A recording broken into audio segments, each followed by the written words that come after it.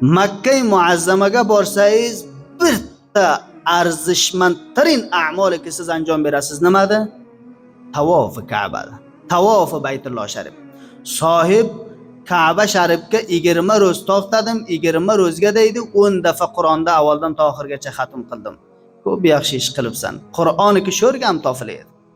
Qur'on tilovat qilmoqki shu Afg'onistonga o'yginanga ham tofilaydi, yarim kechalar pakkani tagiga tilovat qilsang. Nima uchun Ka'bani tavof qilmading otajon? Valla sohib taqriban bir 20 dafa umra qildim degan. Otamga bir umra qildim, onamga bir umra qildim, rafiqimga bir umra qildim. Faqat umrini umraga o'tkazganda minglarcha va minglarcha boshqa a'moldan tavof Ka'bani arzishi bordi.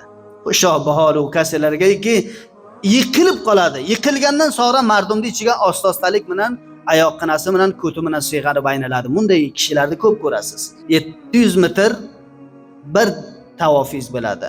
Shunday javonlarimiz bor. 7 dafa ro'zani aynalar. Shuning uchun aytaman, o nasl javoniki sarmoyangiz bor. Iqdom qiling, qolmang bu karvondan. Bu qarri otalarimizni duosini sho'rgan olsangiz bo'ladi. Bu bezolat og'zi ochilib qolgan ehromi chiqib ketadiki, shuni bog'lay olmaydi. Buni hajji qanday bo'lsin?